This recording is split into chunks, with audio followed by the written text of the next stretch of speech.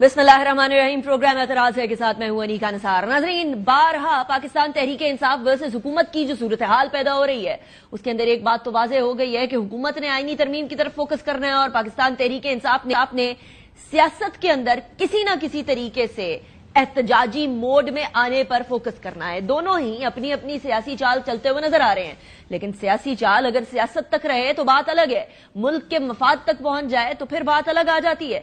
अली अमीन गंडापुर साहब के बयानात बार बार इस सिमत में जा रहे हैं कि जैसे किसी न किसी तरीके से तसादुम हो जाए सूबे और वफाक का। अगर पाकिस्तान तहरीक इंसाफ वर्सेस गवर्नमेंट की पार्टीज हो तो समझ आती है, लेकिन अगर एक सूबा वर्सेस फेडरल गवर्नमेंट हो जाए तो मामलात गड़बड़ की तरफ जाते हुए नजर आ रहे हैं। और ये सिर्फ और सिर्फ पाकिस्तान तहरीक इंसाफ के ओपोनेंट्स को नहीं, बल्कि उन लोगों को जो पाकिस्तान तहरीक इंसाफ के साथ आज बैठने को तैयार हैं या आज बैठे हुए हैं, ऑपोजिशन का हिस्सा है, यानी मौलाना साहब, उनको भी ऐसा ही नजर आ रहा है। इनकलाब का ऐलान करते हुए अली अमीन गंडापुर सीएम के पीके ने क्या कहा, सुने। पंजाब की एंट्री से शुरू हुए और हर 3 किलोमीटर पे शेल ये मारते रहे, गोलियां बरसाते रहे, ग्रेनेड फेंकते रहे, पर ये गोलियां बरसा रहे हैं। स्ट्रेट शेल मार के 50 ज्यादा कारकुन हमारे जख्मी हैं। अब बस हो गई है, कोई गोली चलाएगा तो गोली खाएगा। अगर कोई गोली बरसाएगा उस पे गोली बरसाई जाएगी। तुम एक गोली चलाओगे हम 10 चलाएंगे, तुम एक टीयर गैस मारोगे हम 10 मारेंगे। ये इस्लाह की आखिरी वार्निंग है। मैं बाकायदा तौर पर इनकलाब का ऐलान कर रहा हूँ, क्योंकि इनकलाब के अलावा इस वक्त हमारे पास कोई और हल नहीं।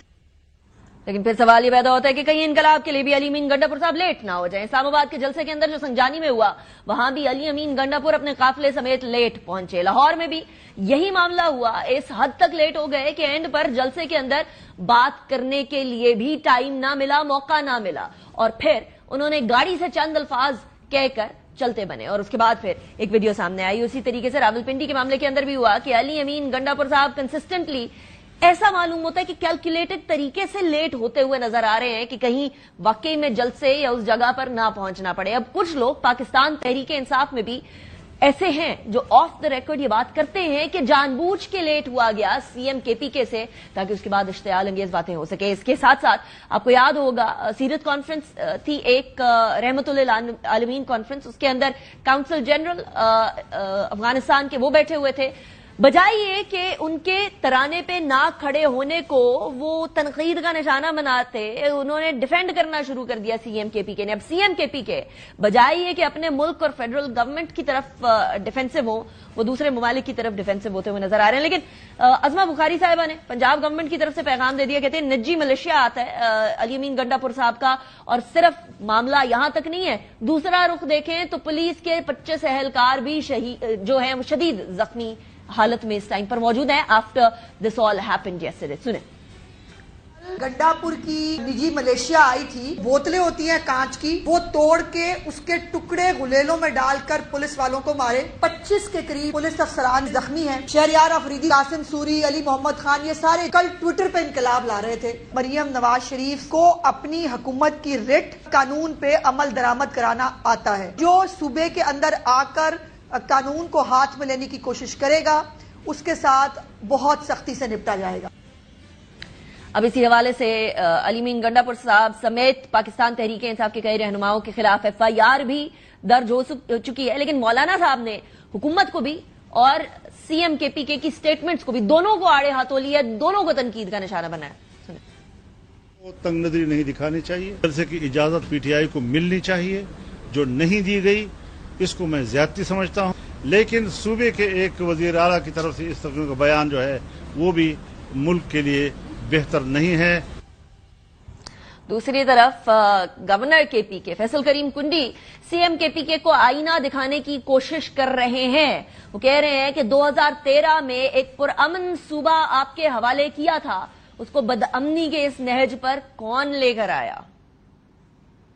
आज जो लोग रोडों पे निकले हुए हैं, हमने उनको 2013 में एक पुरअमन पाकिस्तान दिया था, एक पुरअमन खैबर पख्तूनख्वा दिया था। इस वक्त खैबर पख्तूनख्वा दोबारा बदअमनी की नजर होगी। बाकी इल्जाम तो आप लगा लेते हैं कि फलां ने किया, ये किसने किया भाई? ये तो आपकी हुकूमत है। आप अगर जलसे जुलूस और नाच गाने से फारिग होंगे तो आपको सूबे के मुतालिक पता चलेगा। एक नारे पे खैबर पख्तूनख्वा की हुकूमत चल रही है और वो है करप्शन, करप्शन, करप्शन। अब एक तरफ ये मामला चल रहा है तो दूसरी तरफ आईनी तरमीम का मामला भी इस टाइम पर लटक रहा है। सूरत हाल इस पॉइंट पर है कि सेनेटर इरफान सिद्दीकी कहते हैं कि अक्टूबर के मिड में या अक्टूबर के महीने में एक बार फिर आईनी तरमीम सामने लेकर आई जाएगी। दूसरी तरफ मौलाना फजलुर रहमान साहब नहीं समझते कि यह पार्लियामेंट आईनी तरमीम करने की हकदार है, लेकिन दूसरी बारी में, दूसरे ही फिक्रे में वो ये भी कहते हैं कि इसी पार्लियामेंट से ओवरऑल कंसेंसस करके आईनी तरमीम लाने की कोशिश करेंगे। सुने, ये पार्लियामान तो इतनी बड़ी तरमीम का हकदार नहीं है। इस जाली किस्म के पार्लियामेंट से इतनी बड़ी आईनी तरमीम कराना ये बजाते खुद एक नाइंसाफी। हमें ये जज कबूल है और हमें ये जज कबूल नहीं है। आप अदलिया में इस्लाहात लाएं, कॉन्स्टिट्यूशनल कोर्ट की तरफ जाएं जो हमारे COD का हिस्सा है। पीपल्स पार्टी और JUI के दरमियान भी बात हुई है, वो भी एक मसौदा बना रहे हैं हम भी, और एक दूसरे के साथ शेयर करेंगे। PTI भी एक मसौदा बना रही है और हम भी बना रहे हैं और वो हमारे साथ शेयर करेंगे। इस तरीके से हम चाहेंगे कि एक इत्तेफाक राय के साथ एक तरमीम लाई जाए ताकि ये मुल्क के अंदर किसी सियासी हंगामे का जरिया न बने बल्कि वाकई इस्लाहात का जरिया बने। अब एक तरफ मौलाना फजलुर रहमान साहब की तरफ से ओवरऑल कंसेंसस की बात की जा रही है, तो दूसरी तरफ यकीनन पाकिस्तान पीपल्स पार्टी भी अपनी कोशिश कर रही है, हुकूमत भी अपनी कोशिश कर रही है कि मौलाना फजलुर रहमान साहब को साथ रखा जाए। लेकिन राना सनाउल्लाह साहब की एक इंटरेस्टिंग स्टेटमेंट आई है जिसके अंदर उन्होंने कह दिया है कि अगर PTI भी आती है तो सौ बिस्मिल्लाह। नंबर पूरा करने के लिए भी और अदरवाइज भी मौलाना को ऑन बोर्ड रखना चाहिए। अच्छा, ये जो नंबर उन्हें छोड़ के अगर हम नंबर पूरा करते हैं तो मेरा ख्याल है कि ये मुनासिब नहीं होगा। बाकी उसके अलावा PTI वाले आ जाते हैं, 100 बिस्मिल्लाह आ जाएं, और कोई आता है वो भी आ जाए।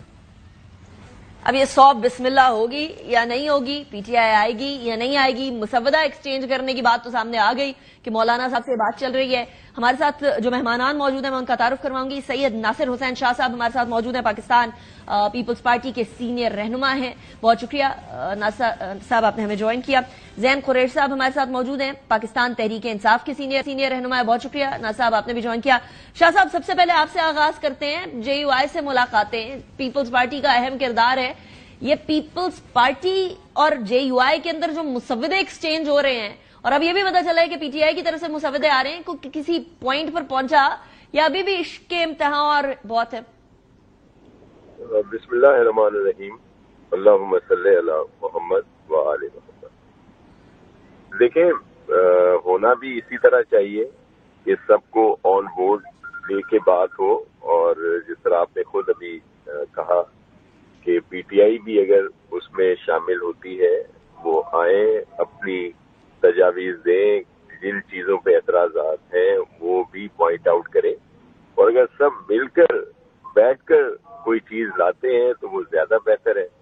और लेकिन अगर सिर्फ ये ही बात रखी जाए कि जी बिल्कुल सही है, गलत है, इस तरफ जाना ही नहीं है, तो वो भी नामुनासिब सी। शाह साहब, आइडियल तो ये है, आप सही कह रहे हैं, आप सही फरमा रहे हैं, आइडियल तो ये है कि सब मिलकर बैठ के करें, लेकिन आइडियल सूरत हाल निकल भी रही है, या हम ये सोचते रहेंगे कि आइडियल है लेकिन होना मुना ऐसा कुछ नहीं? देखिए, पूरी कोशिश की जाएगी, और पाकिस्तान पीपल्स पार्टी का स्टांस बिल्कुल वाज़ेह है, और चेयरमैन बिलावल भुट्टो जरदारी साहब इसी वजह से सबसे मिल भी रहे हैं, बल्कि बार में भी वो जा रहे हैं, वहां पे वो क्वेश्चन आंसर का सेशन भी फेस कर रहे हैं, और सबको ब्रीफ करने की कोशिश की जा रही है कि बहुत सारे इश्यूज जो हैं वो भी इस पे हैं, मिसपरसेप्शन भी हैं बहुत सारे इसमें, और मे भी इसमें बहुत सारी ऐसी शिकें भी हैं जिन पर एतराजात हो सकता है, तो उनको बात करके ही खत्म किया जा सकता है। इस तरह की जो शिकें हैं उसमें जी, और जो मौलाना साहब का किरदार रहा है वो बड़ा मुस्बत रहा है, और उन्होंने कहा कि ये जिस तरीके से पास कराने की कोशिश की गई वो नामुनासिब है, राइट, और उस पर एक बहस होनी चाहिए। फिर उन्हीं की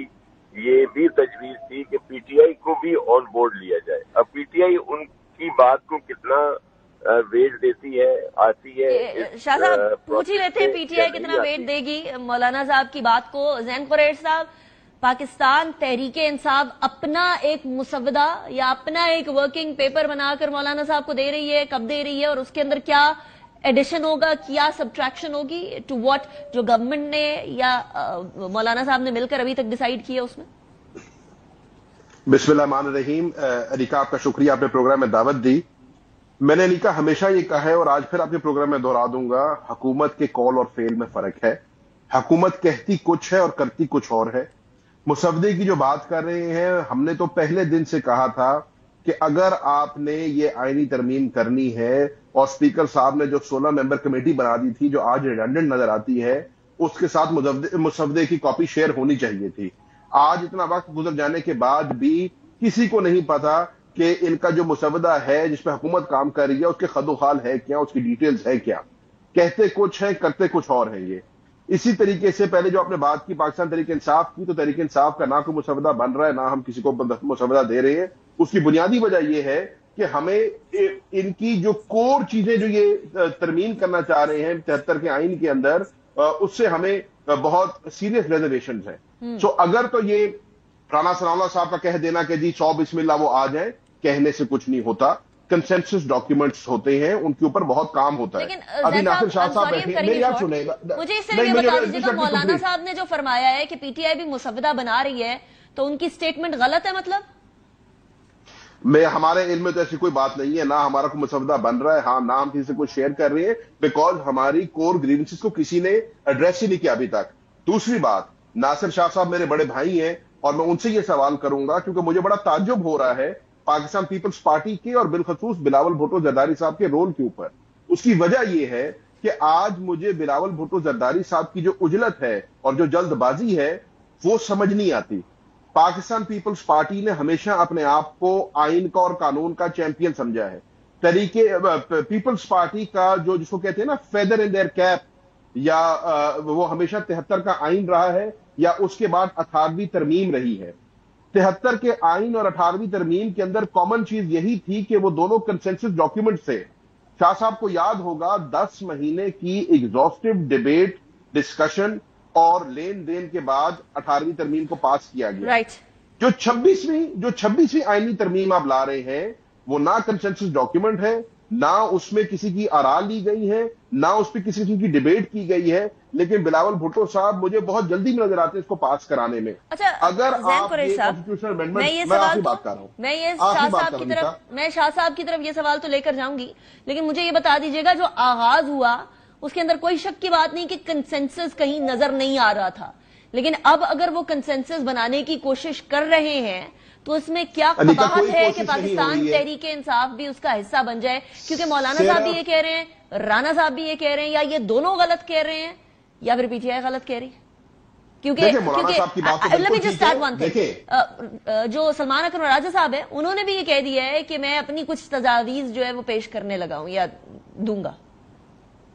نہیں دیکھیں، تجاویز دینا تو ان کا بالکل حق ہے، وہ پاکستان کے ایک بڑے مایہ ناز قانون دان ہے. لیکن حکومت کے وہی بات جو میں نے شروع میں کی، کال و فیل میں فرق ہے.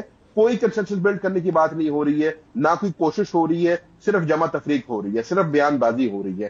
اگر آپ کنسنسس بلڈ کرنا چاہتے ہیں تو کنسنسس بلڈ کرنے میں سب سے پہلا سٹیپ تو یہ ہوگا نا کہ جو آپ کا مسودہ ہے جس شکل میں بھی وہ بھی ہے، آپ وہ عوام کے سامنے، قوم کے سامنے، اسٹیک ہولڈرز کے سامنے، بار کاؤنسلز کے سامنے، سیاسی جماعتوں کے سامنے، پارلیمان کے سامنے لے کے آئیں.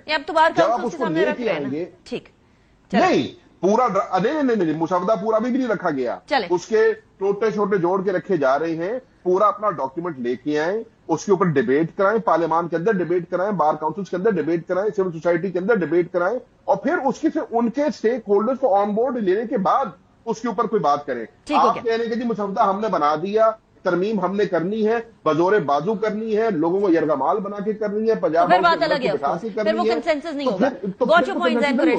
شاہ صاحب بےتاج بادشاہ کنسنسس کے ہیں زرداری صاحب، اور اگر کنسنسس ڈیولپ نہیں ہوتا زرداری صاحب کے پریزیڈنٹ ہوتے ہوئے، بلاول بھٹو زرداری صاحب کے اتنا ایکٹیو ہوتے ہوئے، تو یہ ایک بڑی عجیب و غریب سی بات ہو جائے گی. پی ٹی آئی کہہ رہی ہے صرف بات چیت ہو رہی ہے کنسنسس ڈیولپ کرنے کے، لیکن پی ٹی آئی کو اس کا حصہ نہیں بنایا جا رہا. کیا ہی اس کے اندر قباحت ہے کہ پاکستان تحریک انصاف سے فارملی رابطہ کر لیا جائے، بجائے یہ کہ جس طرح رانا صاحب نے کہا کہ وہ آتے ہیں تو 100 بسم اللہ، وہ تو نہیں آئیں گے. اپوزیشن کو تو ریچ آؤٹ کرنا پڑتا ہے، گورنمنٹ کو. 18ویں ترمیم آپ لوگوں نے کروائی، آپ لوگوں نے 355 آورز کی ایگزاسٹو ڈیبیٹ کروائی، اس کے اندر آپ نے ریچ آؤٹ خود کیا تھا. تو ابھی بھی ریچ آؤٹ کرنے میں کچھ جاتا تو نہیں ہے نا شاہ صاحب؟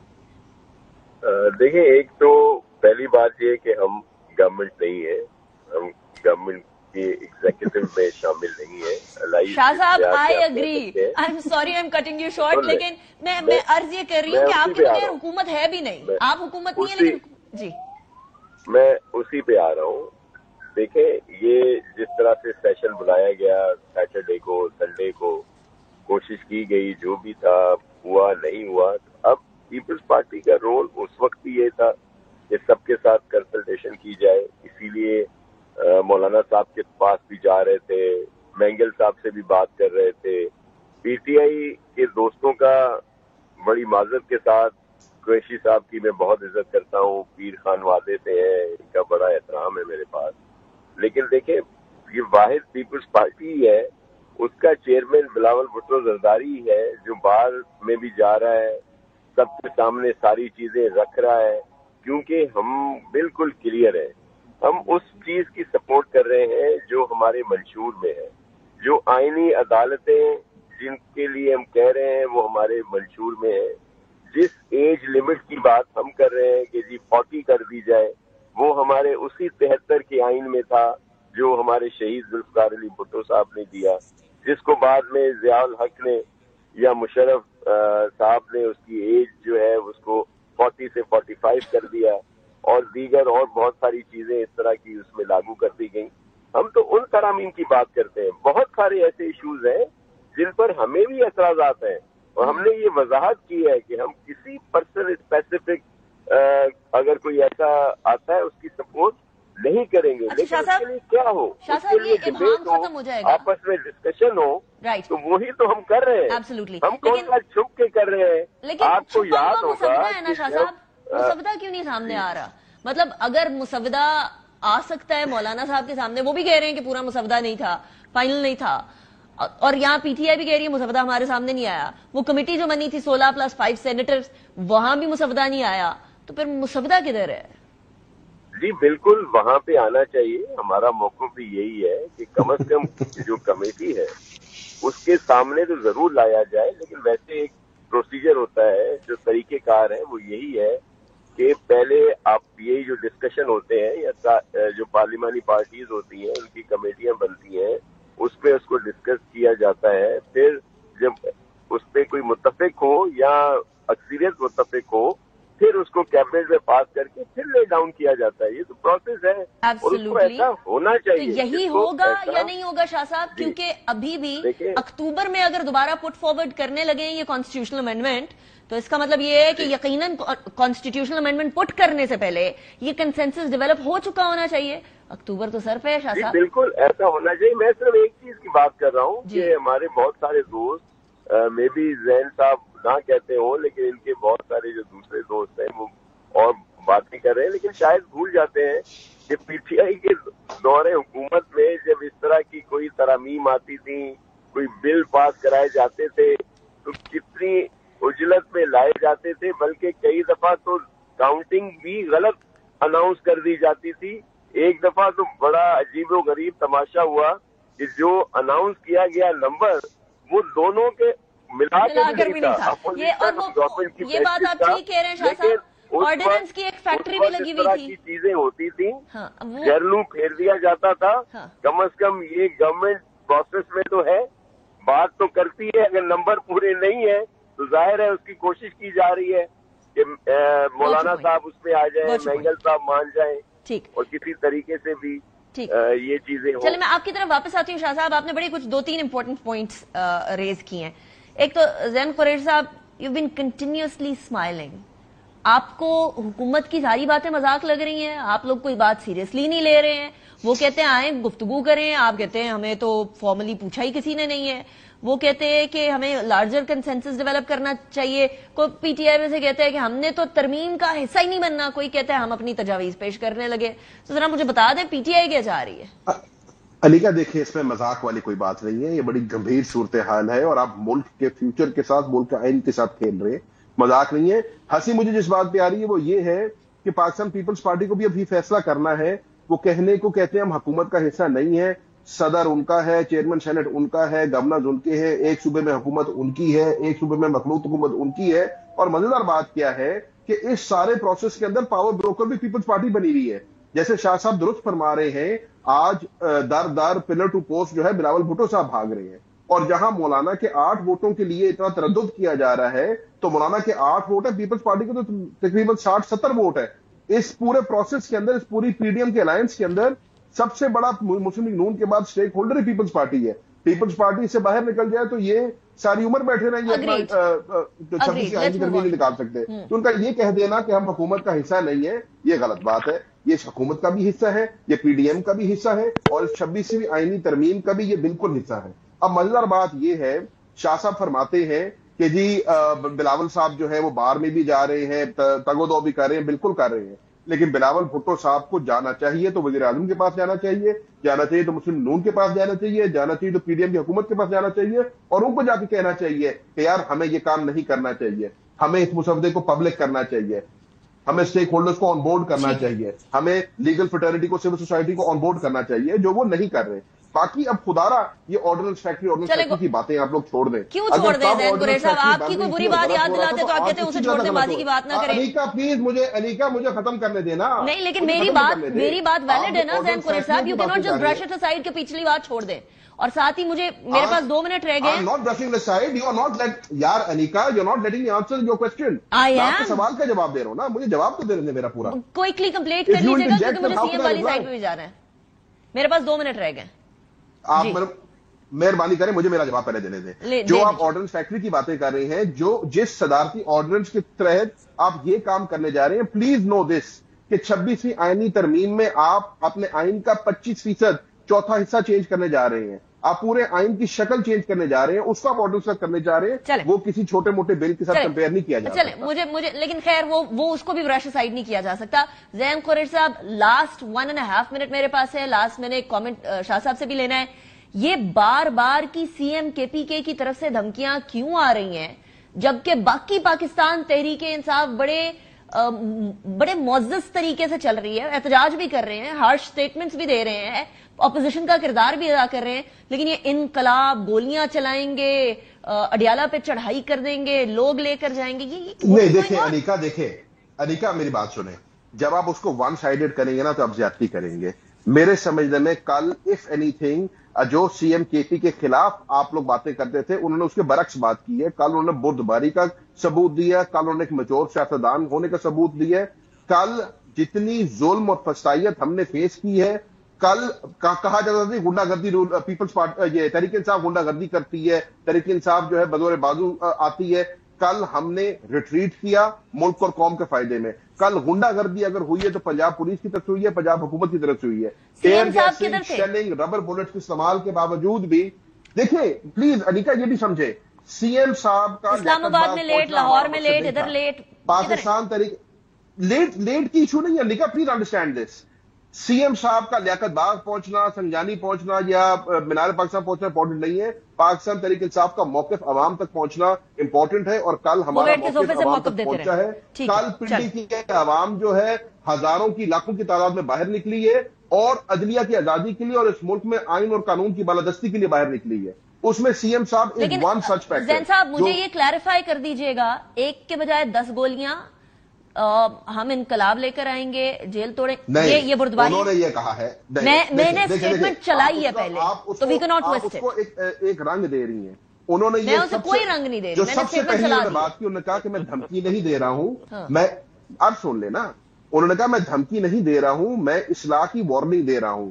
اگر پرامن طریقے سے ہم آ رہے ہیں اور آ کر اپنی بات آئین اور قانون کے مطابق کرنا چاہ رہے ہیں، کنٹینر آپ لگا رہے ہیں، ٹیئر گیسنگ آپ کر رہے ہیں، ربر بلٹس کا استعمال اپنی عوام پہ آپ کر رہے ہیں، ہم پھر بھی ریٹریٹ کر رہے ہیں، اور اس کے باوجود بھی آپ ہمارے لیے باتیں کریں گے تو یہ کام نہیں چل سکتا۔ اگر خدا نہ خواستہ آپ یہ کام کریں گے تو آپ کچھ کا رد عمل ملے گا۔ خیر، I wish it was as simple as this۔ وہ افغانستان کے کاؤنسل جنرل کو ڈیفینڈ نہ کر رہے ہوتے، وہ پاکستان کے ترانے کو ڈیفینڈ کر رہے ہوتے۔ شاہ صاحب کامنٹ۔ علیکہ یہ بہت پیڈنٹک باتیں ہیں، افغانستان کے کاؤنسل جنرل کو ڈیفینڈ کرنے وغیرہ، اس سے ہمارے ملک میں مسائل بہت بڑے ہیں۔ شاہ صاحب کامنٹ، ہم اس کو بھی برش سائڈ نہیں کر سکتے ہیں، ایسا نہیں ہونا چاہیے۔ جی شاہ صاحب۔ قریشی صاحب سے مجھے امید نہیں تھی کہ وہ سی ایم کے پی کو اس طرح ڈیفینڈ کریں گے۔ سی ایم کے پی کا جو کردار رہا ہے، جس طرح کے بیانات یا ان کا ایٹیٹیوڈ رہا ہے، وہ بہت ہی قابل مذمت ہے، اور جس طرح انہوں نے تقاریر کی یا جو ان کا ایکٹ ہوا کرتا ہوں کہ آپ پنجاب پولیس کی بربریت کو جو ہے غلط کہیں گے. 80 سال خاتون کو 780 کے پرچے کے اندر دے دیا آج. 13 سال کی بچیوں کو گھروں سے اٹھا لیا ہے.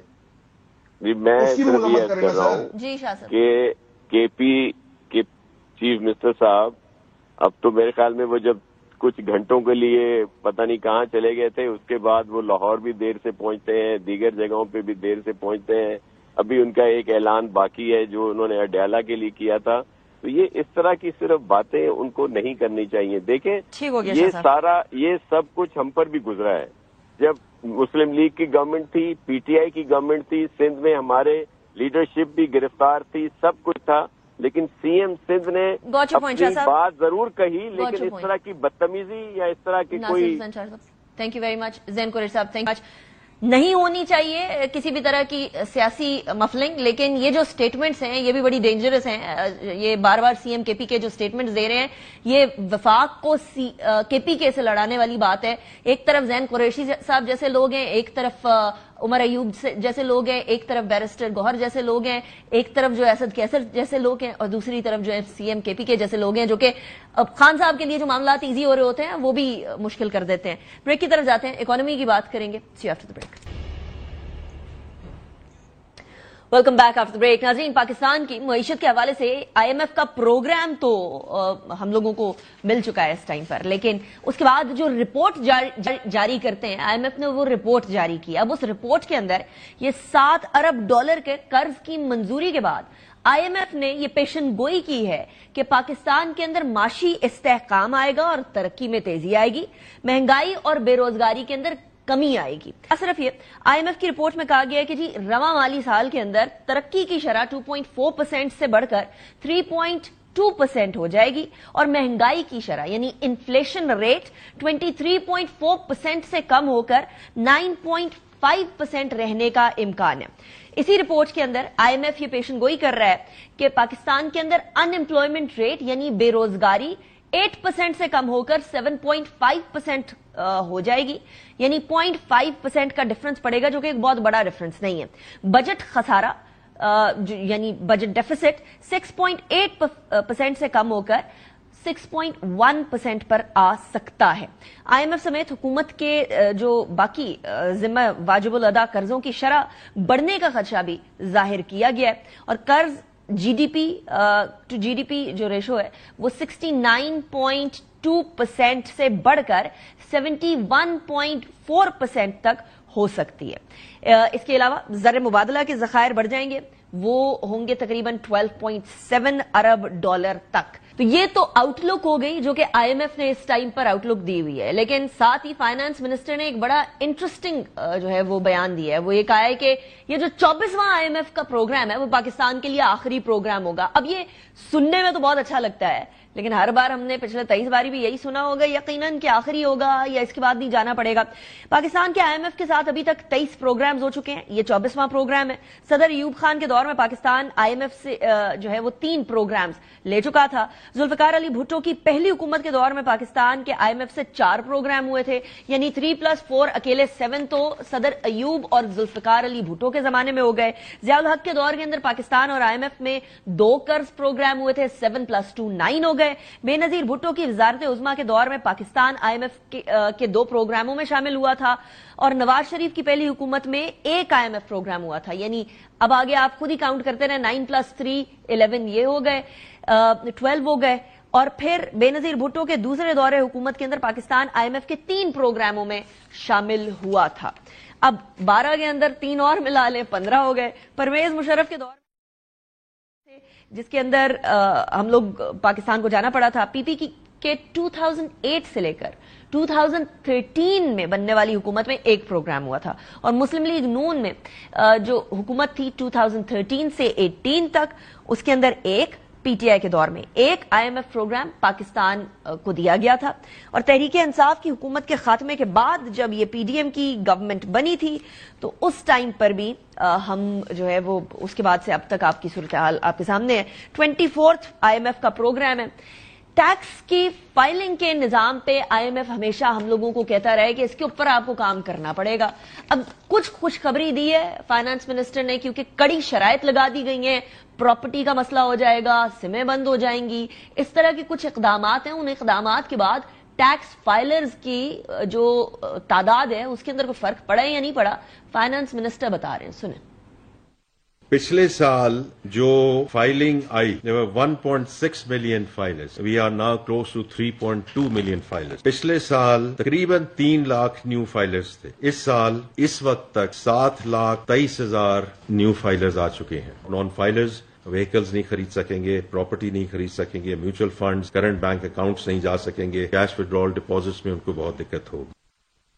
अब मिफ्ताह इस्माइल साहब हमारे साथ मौजूद हैं, अवाम पाकिस्तान पार्टी के डिप्टी कन्वीनर भी हैं, साबिक फाइनेंस मिनिस्टर हैं, पाकिस्तान के इकोनॉमी को बड़े अच्छे तरीके से समझते हैं। मिफ्ताह साहब, सबसे पहले तो ये बताइएगा कि कुछ positive outlook, minute positive outlook जो दी जा रही है आईएमएफ की तरफ से, और फिर फाइलर्स की तादाद के अंदर इंक्रीज होना, इसको हम इस चीज से रिलेट कर सकते हैं कि पाकिस्तान की डायरेक्शन सही होती हुई नजर आ रही है या नॉट येट? देखिए, पाकिस्तान की जो मैक्रो इकोनॉमिक सिचुएशन है वो बेहतर हुई है, इसमें कोई डाउट नहीं है। जो 24% जैसा आपने खुद अपने इब्तिदाइये में बताया, 24% जो इन्फ्लेशन था, एनुअल इन्फ्लेशन, और पिछले साल इन महीनों में बहुत बहुत ज़्यादा इन्फ्लेशन था। मई तक में 35% इन्फ्लेशन था, तो वो इन्फ्लेशन कम हो गया है और अब इन्फ्लेशन जो है वो 9-10%, 11% है। आई थिंक अर्बन शायद 9% है, रूरल 12% है, एवरेज पे 10-11% है। आईएमएफ भी प्रोजेक्ट कर रहा है कि 9% है, 9% नहीं होगा शायद तो 11 हो जाएगा, 10 हो जाएगा। मतलब it's very difficult to predict, लेकिन it's a very much of a smaller issue than last year. अगर 24 से 10 जो है वो बड़ा अच्छा नंबर है। सो इन्फ्लेशन कम हो गया है। प्राइमरली उसकी वजह यह है कि इंटरनेशनल ऑयल प्राइसेस कम हो गई हैं। जब पीडीएम की हुकूमत आई थी, मैं वजीर था मिसाल के तौर पर, तो $120-124 तक की ऑयल की प्राइस थी।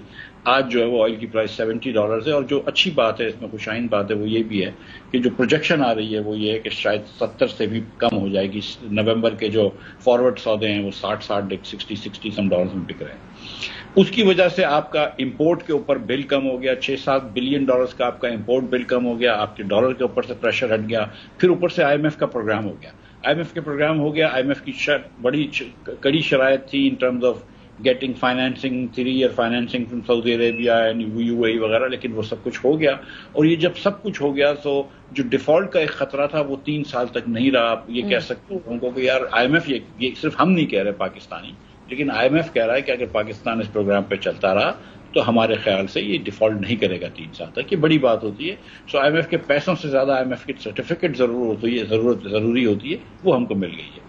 सो in that sense I think we would can say कि the worst hopefully is over और पाकिस्तान जो है वो एक बेहतरी तरफ जा। लेकिन is it good enough Miftah साहब कि ये कह दिया जाए कि 24वां आईएमएफ का प्रोग्राम पाकिस्तान के लिए आखिरी होगा? क्या हम वो इक़दामात उठा रहे हैं कि वाकई में इसके बाद आईएमएफ की तरफ हम लोगों को ना जाना पड़े? नहीं, ये हुकूमत जो है वो एक पैसे का रिफॉर्म नहीं कर रही है। औरंगजेब साहब बड़े अच्छे आदमी, वो अच्छी बातें करते हैं, समझदार आदमी भी हैं, लेकिन हुकूमत तो पीछे से कुछ नहीं कर रही है। देखें, मैं ऐसे ही जस्ट आपके जो व्यूअर्स हैं उसको बड़ी आसानी से समझ आ जाएगी कि पाकिस्तान को हर साल $25 अरब वापस करने हैं। पाकिस्तान का करंट अकाउंट डेफिसिट या नेगेटिव होता है या बराबर होगा। पाकिस्तान के पास कोई पैसा नहीं आता हर साल, डॉलर एक्स्ट्रा नहीं होते। जो हम इंपोर्ट करते हैं और जो एक्सपोर्ट करते हैं उसमें एक्सपोर्ट कम होता है, तो हमारे पास वहां से पैसे कोई बच के नहीं आते।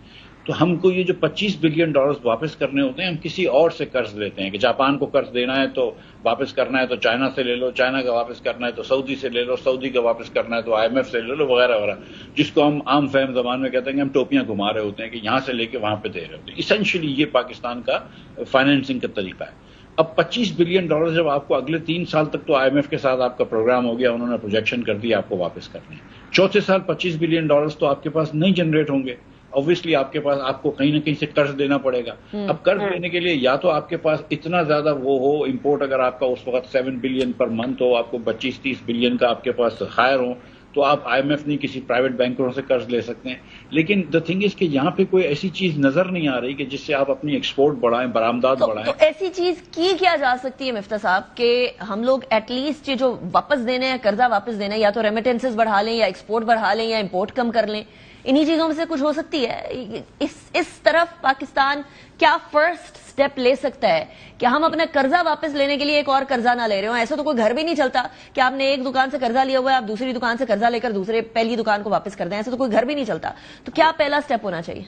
دیکھیں اگر $25 بلین آپ کے پاس دینے کے لیے ایکسٹرا نہ ہو چوتھے سال میں تو آپ کو قرضہ تو لینا ہی پڑے گا. وہ IMF سے نہ لیں، IMF سے بھی لینا پڑے گا. آئی کین شور یو کیا کرنا چاہیے. دیکھیں ایک چیز ہوتی ہے اکنامکس میں کہتے ہیں ٹوئن ڈیفیسٹ، کہ جتنا آپ کا فسکل خسارہ ہوگا جتنا بڑھ رہا ہوگا فسکل خسارہ، اسی طرح آپ کا تجارتی خسارہ بھی بڑھے گا. اور اس کی بہت ساری پیچیدگی کی ریزن ہے، اس میں نہیں جاتا ہوں میں. لیکن جتنا آپ کا فسکل خسارہ ہوگا آپ کو وہ بورو کرنے کے لیے پیسے باہر سے لینے پڑیں گے، وچ از بیسکلی کہ امپورٹ کرنی پڑیں گی چیزیں. اس کا مطلب یہ ہے کہ اگر آپ کو اپنا تجارتی خسارہ کم کرنا ہے تو آپ کو اپنا بجٹ کا خسارہ کم کرنا ہوگا. اس کا مطلب ہے کہ یا اخراجات کم کریں جو یہ حکومت کسی موڈ میں نہیں ہے، یا ٹیکس بڑھائیں. اب ٹیکس آپ 50% جب آپ نے بزنس انڈیویجولز پہ اور 40% جب آپ نے نوکری پیشہ لوگوں پہ ٹیکس لگا دیا ہے تو ٹیکس پہ گنجائش بہت نہیں ہے. جب آپ نے 18% سیل ٹیکس لگا دیا اور دودھ پہ لگا دیا ہے، پینشنوں پہ لگا دیا تو وہاں پہ کوئی گنجائش نہیں ہے. تو ایک آدھ جگہ ایکسائز ٹیکس لگائیں گے. دیکھیں ایک منی بجٹ بھی آنے لگا ہے تو وہ بھی ایک آدھ دو جگہ ٹیکس لگائیں گے. لیکن آپ دیکھ رہے ہیں کہ اس سال بھی وہ تقریباً 100 ارب روپیہ 2 مہینوں میں پیچھے رہ گئے، اور میرے خیال سے یہ جس اسپیڈ سے جا رہے ہیں 800,000 ارب روپیہ پیچھے ہو جائیں گے ایک سال کے اندر. تو ان کو منی بجٹ بھی لانا پڑے گا. لہٰذا آپ کو اخراجات کم کرنے پڑیں گے. آپ کو اخراجات کم کرنے کے لیے مفتی صاحب، I am sorry I am cutting short, اخراجات کم کرنے کے لیے آج اورنگزیب صاحب نے ایک اور اناؤنسمنٹ کی ہے کہ 6 وزارتیں ختم، 2 وزارتیں نظام. ذرا وہ بھی سن لیجیے گا. 6 منسٹریز جو ہیں اس میں سے ایک جو بنی ہے از capital authority CADD which is being abolished. 2 ministries ہیں جن کو مرج کیا جا رہا ہے. 5 منسٹریز کو ہم اب آگے لے کر آئے ہیں. During this fiscal year we will continue to take 5 ministries at a time تاکہ by the end of this fiscal year we very clear the federal government stands. جس کو بند کرنا ہے اس کو بند کر دیں، اور جن اداروں کو ہم نے رکھنا بھی ہے ان کو ہم ری انجینئر کریں. مفتی صاحب، وزارتیں بند کرنا یہ کیا معاملے کو حل کرے گی؟ کیا this is the right way to have austerity measures؟ دیکھیے گزارش ہے کہ دیکھیں ایک تو یہ کہ اخراجات کم کرنے، بٹ نمبر 2 جو میں ہمیشہ کہتا ہوں and I repeat keep repeating کہ جب تک آپ نے NFC ایوارڈ کو نہیں دیکھا اور آپ نے وفاق کے پاس زیادہ پیسے نہیں چھوڑے اور یہ ٹیکسز کو ریجیکٹ نہیں کیا، آپ اپنا فسکل کرائسس ختم نہیں کریں گے. اس وقت 10 روپے کا خرچہ وفاق کو اگر چاہیے تو اس کو 25 روپے ٹیکس کرنا پڑتا ہے لوگوں کو، 15 روپے صوبوں کو دینے پڑتے ہیں. وہ جب 25 روپے ٹیکس کرتا ہے تو لوگ غریب ہو جاتے ہیں، ادھر مہنگائی بڑھ جاتی ہے، قرضہ لینا پڑتا ہے، اور 10 روپے جو خرچ کر رہا ہے وہ بھی زیادہ کر رہا ہے. یہ جو اورنگزیب صاحب کو بات فرمائی، ایک وزارت انہوں نے CADD بند کر دی جس کی ضرورت نہیں ہونی چاہیے تھی، کیونکہ وہ اسلام آباد حکومت چلا سکتی ہے، اسلام آباد میٹروپولیٹن کارپوریشن CDA. اور اس کے اوپر 2 وزارتوں کو مرج کر رہے ہیں، باقی 3 وزارتوں کو 2 وزارتوں کو چھوڑ دیا. جو مرج کر رہے ہیں اس میں سے کسی کو نکال تو نہیں رہے، وہ مطلب یہ کہ وزارت کا 2 کا نام ایک ہو جائے گا. کہ اگر سمجھ لیجیے کہ کامرس اور انڈسٹریز کو آپ کامرس اور انڈسٹری کر دیں گے، دیٹس اٹ. کسی بندے کو نکالیں گے تو نہیں، کوئی ڈاؤن سائزنگ تو نہیں کر رہے. لیکن دا تھنگ از کہ چلو یہ بھی کرو، جو آپ کر رہے ہیں اس پہ کرو، میں اس پہ نہیں کر رہا ہوں. لیکن نمبر 1 جب تک آپ NFC ایوارڈ کو ریچ نہیں کریں گے آپ پاکستان کے مسئلے کو کم نہیں کر سکیں گے. آپ کو خرچہ پوری حکومت کا کم کرنا ہے. یہ وفاق کے 30 سے 40 ارب روپیہ اگر یہ کم کر لیں تو بہت بڑی بات ہوگی. میں آپ کو سچ بتا رہا ہوں، جہاں پہ وفاق 18,800 ارب روپیہ خرچ کر رہی ہے اس سال، یہ 40 ارب روپے کی بات بھی ہم نہیں کر رہے. مطلب یہ کیپ دس ان پرسپیکٹو. جب تک کہ آپ صوبوں کو اپنی پیر پہ نہیں کھڑا کرنے کا بولتے اور بولتے ہیں کہ آپ اپنے ٹیکس جمع کریں، جب تک کہ آپ پاکستان کے اندر لوکل گورنمنٹس کو افیکٹو نہیں کرتے تاکہ سروسز کی اچھی ڈلیوری ہو، اسکول اور ہیلتھ کی، اور وہاں پہ جو لیکیجز ہے وہ کٹ جائیں، جو کرپشن کم ہو، جب تک کہ آپ PSDP کو کم نہیں کرتے، جو آپ نے 1150 ارب روپے اس سال رکھے ہیں، جب تک اس کو آپ 300-400 ارب پہ نہیں لے کے آتے، یہ وہ 600-700 ارب روپے کم کرنے چاہیے. فل فار نوکری سے لوگوں کو نہیں نکالنا چاہیے اس وقت اتنی ٹف انوائرمنٹ میں اکنامکس کے. لیکن these are the things they need to do. کرتے نہیں ہیں یہ لوگ ریفارمز کا. کوئی یہ حکومت نے نہ NFC ایوارڈ کا کمیشن بنایا ہے، وہ فیکٹ کی بھی بات کر رہے ہیں، نہ ایگریکلچر ٹیکس. ویسے مفتی صاحب پولیٹیکلی NFC ایوارڈز پہ کوئی ریفارمز کرنا بھی پاسبل ہے، کیونکہ یہ گورنمنٹ تو آلریڈی اتحادیوں کی بیساکھیوں پہ چل رہی ہے. پاکستان پیپلز پارٹی ناراض ہو گئی، آج ویسے ہی MKM دھمکی دے رہی ہے کہ ہم حکومت چھوڑ کے چلے جائیں گے. سو ایسی صورتحال کے اندر NFC ایوارڈز کو چھیڑنا بھی پاسبل ہے. اور دوسری طرف وہ فاٹا کو پیسے دینے والا معاملہ جو کہ کسی زمانے میں معاہدہ ہوا تھا، ہر صوبے کی بھی کچھ ذمہ داری بنتی تھی، اس کے اوپر بھی اب پولیٹیکل لیڈر سوال اٹھا رہے ہیں. गुजारिश ये है कि यहाँ तक तो मैं आपकी बात दुरुस्त है कि ये हुकूमत बैसाखियों पे खड़ी है। मैं शायद इस पे ऑब्जेक्शन लूंगा कि ये किसकी बैसाखियों पे खड़ी है, ये भी हम जानते हैं। इत्तेहादी भी किसकी बैसाखी पकड़े वो भी हम जानते हैं। तो जिन्होंने बैसाखियां दी हैं वो यही भी काम करवाए ना, उनको तो ये बात की समझ है कि पाकिस्तान ठीक नहीं होगा। देखें, आज ना करें 2 साल बाद करें और बुरे हाल में करेंगे। 2 साल बाद ये IMF से जान नहीं छूटेगी अगर INFC को ठीक नहीं करोगे। ये IMF वाले भी आपको बोल चुके हैं। IMF से जान नहीं छूटेगी अगर पॉपुलेशन ग्रोथ रेट को कम नहीं करोगे, ये आपको सब कह चुके हैं। IMF से जान नहीं छूटेगी अगर बच्चों को तालीम नहीं दोगे, और वो नहीं दे सकते जब तक कि लोकल गवर्नमेंट को रिफॉर्म नहीं करेंगे। जब तक आपने 3 लोगों की इजारादारियां 3 सूबों पे नहीं खत्म करनी, और एक सूबे पे तो खैर छोड़ दें बलूचिस्तान को, जब तक आप ये इजारादारियां नहीं खत्म करेंगे, इसको पावर को डिस्पर्स नहीं करेंगे, रिसोर्सेज को डिस्पर्स नहीं करेंगे, आप आगे नहीं बढ़ सकेंगे। एब्सोल्युटली। आपने ये अगर करना है तो करते रहिए इस सिस्टम को, और अवाम ने तो रिजेक्ट कर दिया है इन हुक्मरान को। अब आप मतलब ये आप ही लेके बैठे हैं, देखते रहिए कितने हफ्ते तक चलता है। राइट, मुफ्ता इस्माइल साहब, thank you very much for joining me. In the break की तरफ जाएंगे, ब्रेक के बाद बात करेंगे। इजराइल सिर्फ अब फलस्तीन तक नहीं बल्कि अपने इर्द गिर्द के जितने ममालिक हैं उन पे बाकायदा फौजी जंग शुरू कर चुका है, बाकायदा अटैक्स कर रहा है। पहले तो ये कि इधर मिसाइल दाग दिया, उधर मिसाइल दाग दिया, अब अनाउंस तरीके से आगे बढ़ रहा है। क्या हो रहा है मशरिक़ वस्ता के अंदर, ब्रेक के बाद बात करेंगे। Welcome back after break. नाज़रीन, इसराइल की बर्बरियत पूरे खिते में इस टाइम पर जारी है। मशरिक़ वस्ता के अंदर एक ही मुल्क है जो कि सारे मुमालिक को इस टाइम पर मसाइल में डाले हुए है, और वो है इसराइल। सबसे पहले फलस्तीन में गजा पे कब्जा करने की कोशिश करता हुआ इसराइल, बमबारी करता हुआ इसराइल, लोगों की जिंदगियां खत्म करता हुआ इसराइल अब बाकी मुमालिक तक भी पहुंच चुका है। और इसके अंदर अभी रिसेंट जो अटैक है वो यमन पे है। इससे पहले 7 रोज से कंटिन्यूअसली लेबनान के ऊपर एक सॉवरेन स्टेट, एक इन इट सेल्फ एक मुल्क, उसके ऊपर अटैक कर रहा है इसराइल कंटिन्यूअसली। और इसी हवाले से 25 तारीख को इसराइल ने अपने ट्रूप्स को बोला था कि हो सकता है तैयार रहें, हो सकता है ग्राउंड इन्वेजन भी हो। आज ये सोर्सेज से खबर चला रहा है कि नहीं जी, ग्राउंड इन्वेजन कोई नहीं होगी। 2006 के हिजबुल्लाह के खिलाफ इसराइल ने जो है वो कोशिश की थी जंग करने की, लेकिन वहां भी नाकाम रहा था। इससे पहले हम लोगों ने हसन नसरुल्लाह की जो शहादत है उसके बारे में ऑफकोर्स अफसोसनाक खबर आई। आज उनका जसद खाकी भी मिल गया है। लेकिन इससे पहले इस्माइल हानिया, जो कि former prime minister of Palestine Gaza वाली साइड के, वो रह चुके हैं जिन्होंने लेजिस्लेटिव इंतखाबात 2006 के अंदर जीते थे, उनको भी 2024 जुलाई को शहीद कर दिया गया था। सो ये सारी सूरत हाल जो है इस बात की अक्कास है कि इसराइल का दिफा करने वाले जो मुमालिक हैं उनको ये अंडरस्टैंड करना होगा कि सारे इंटरनेशनल ह्यूमैनिटेरियन लॉज और जिनीवा कन्वेंशन और जितने इंटरनेशनल लॉज है यूएन के, उनकी खिलाफ वर्जी हो रही है। इसीलिए 79th UNGA की जो सेशन था उसमें नेतन्याहू की स्पीच में बेशतर मुमालिक ने एहतजाजन उठकर जो है वो हॉल छोड़ दिया था, वॉकआउट कर दिया था, जिसके अंदर Pakistan of course was one of the first one. इस टाइम पर यह भी याद रखिए कि हसन नसरुल्लाह की शहादत के बाद जब लेबनान में जो अटैक होने लगा है उसके अंदर 1000 से ज्यादा लोगों को इस टाइम तक लेबनान में शहीद कर चुका है इसराइल, और 1 मिलियन यानी 10 लाख लोग नकल मकानी करने पर मजबूर हो चुके हैं। International community is a silent Spectator at this point in time. इन्हीं के अनुसार को इजाजत दीजिए, बहुत ख्याल रखिए, अल्लाह हाफिज।